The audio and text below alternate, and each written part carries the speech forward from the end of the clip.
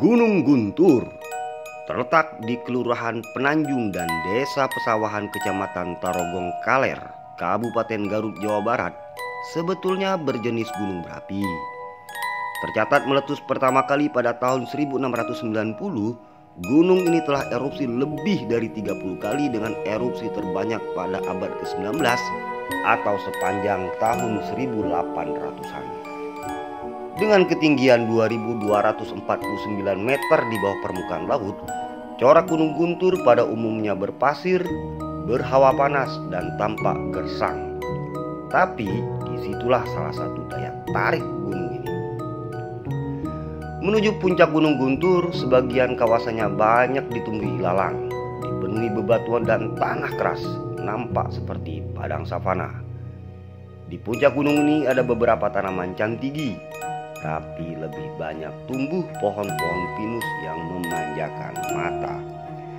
Sejak tahun 1979, pemerintah RI telah menetapkan mayoritas area Gunung Guntur menjadi cagar alam. Ini juga yang mendorong sejumlah masyarakat, baik daerah Jawa Barat maupun dari daerah lainnya, menjadikan gunung ini sebagai hotspot wisata alam. Bagi kaum pendaki gunung, terutama pendaki pemula, Gunung Guntur menjadi salah satu hotspot favorit karena medan di gunung ini cukup landai. Dengan kata lain, memiliki tingkat kesulitan yang rendah. Tapi sesungguhnya, di balik eksotis alamnya pada dunia manusia, Gunung Guntur menyimpan misteri alam gaib. Ada kejadian beberapa pendaki hilang secara misterius, tapi ditemukan beberapa hari setelahnya dalam keadaan lemah. Awal Juli tahun 2020 misalnya, seorang pendaki bernama Afrizal berusia 16 tahun hilang secara misterius saat mendaki gunung ini bersama 4 rekannya. Ia ditemukan dalam keadaan selamat esok harinya di sekitar sumber mata air Cikole area gunung ini, tetapi sudah dalam keadaan lemah dan cuma mengenakan celana dalam. Misteri yang menimpa Afrizal kini terulang pada akhir September 2021. Kali ini dialami oleh Muhammad Gibran Ar-Rasyid, remaja 14 tahun. Warga kampung Citangtu, Kecamatan Pengatikan, Kabupaten Garut ini hilang kurang lebih 6 hari saat mendaki gunung ini. Dan peristiwa inilah yang menjadi topik dalam Bincang Sultan kali ini. Salam ekspedisi.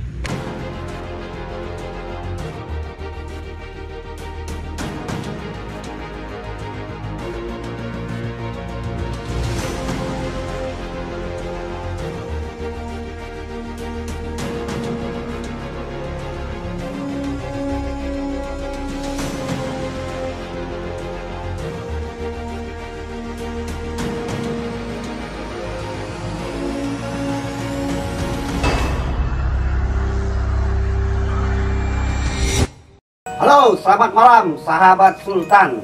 Seperti yang tadi kita saksikan di video, bahwa sesungguhnya gunung ini punya kekuatan yang sangat dahsyat, Bang. Ya.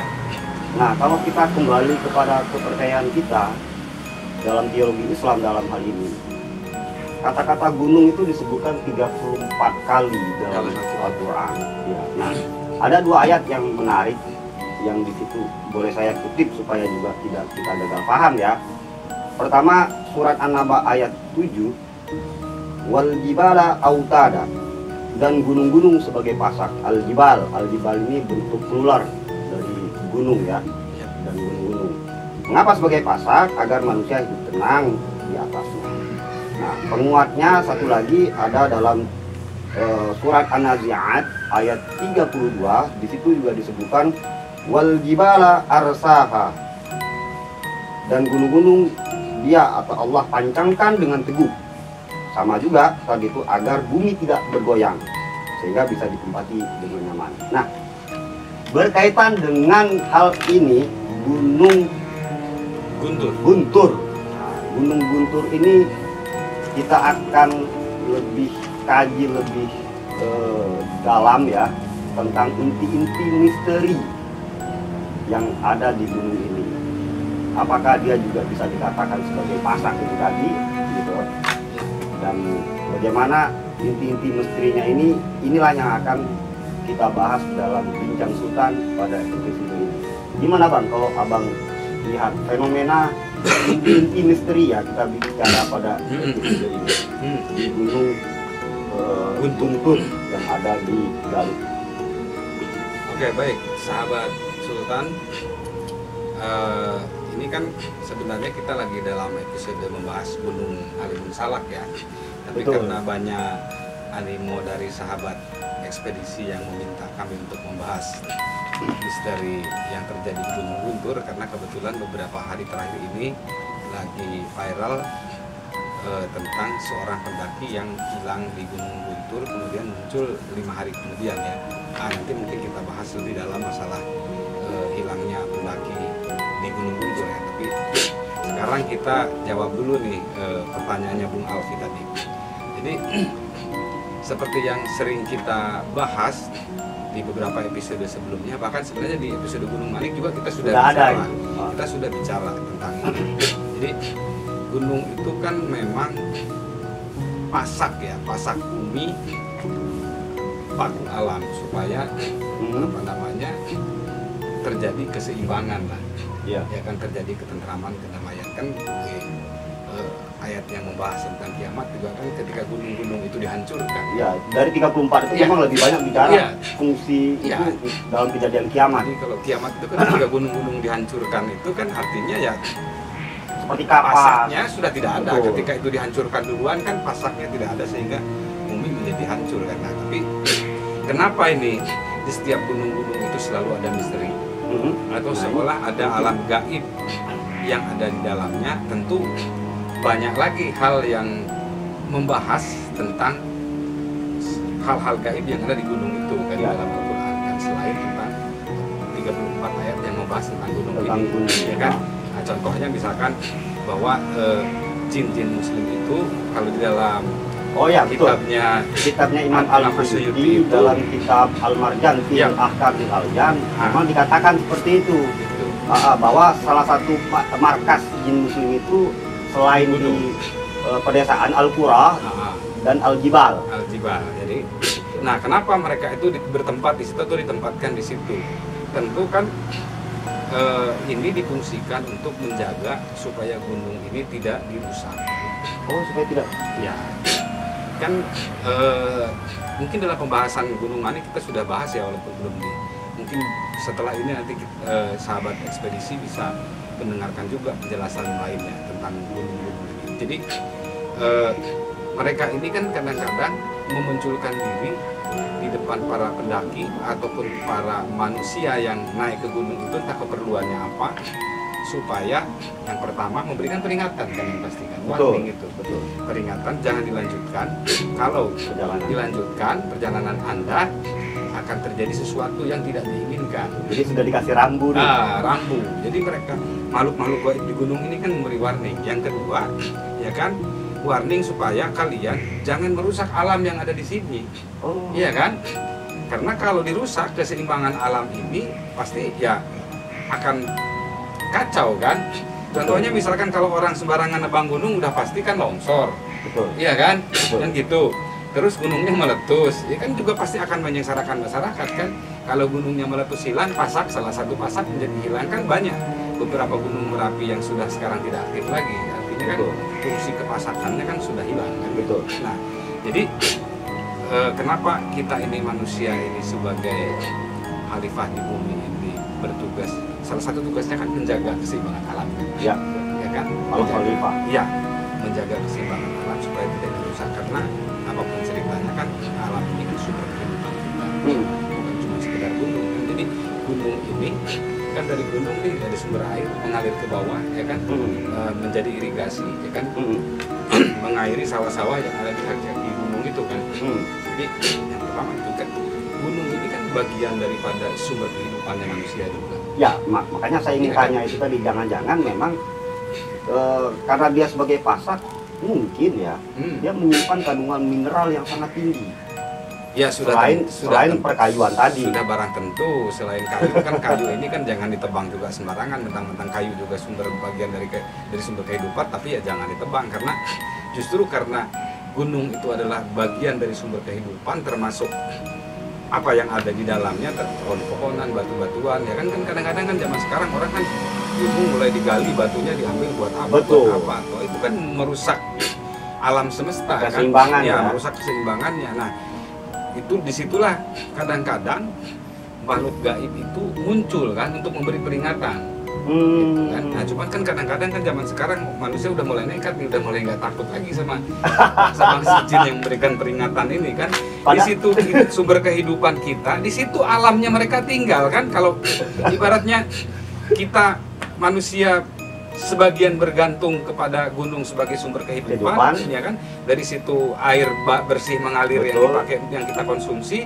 Air itu juga mengairi sawah-sawah, hasil daripada pesawahan pertanian yang kita konsumsi juga untuk hidup kita. Dan di sisi ya, lain, di sisi lain ya kan ada makhluk gaib yang hidup juga di situ.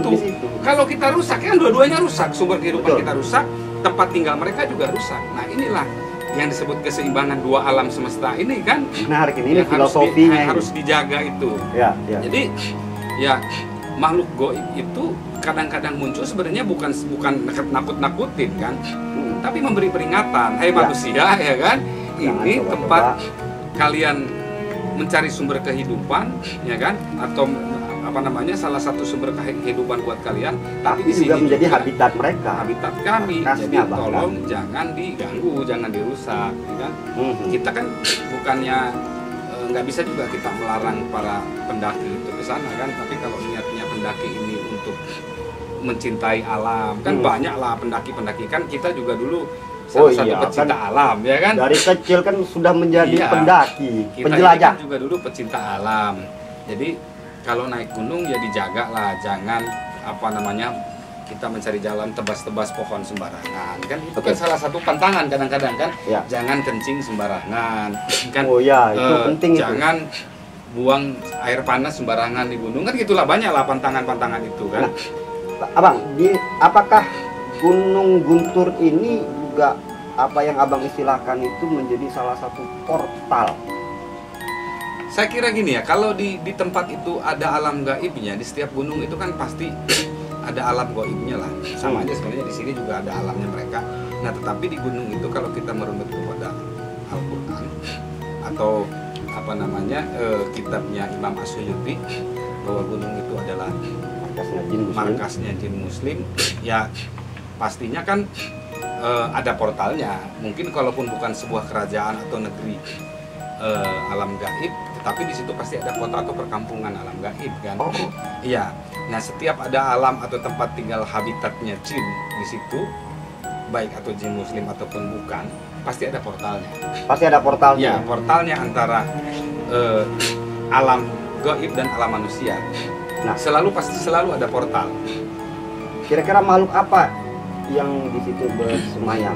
Kalau menurut juru kuncinya itu, salah satu juru kuncinya ya, katanya itu ada semacam apa namanya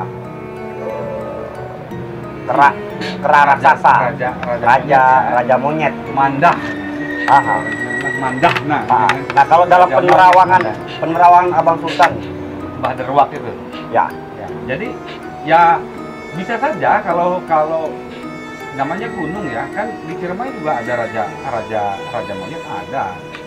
Saya kira ada beberapa gunung yang memang dihuni oleh raja monyet, ada raja harimau, macam-macam lah. Ada raja babi hutan kan. Ya bisa saja.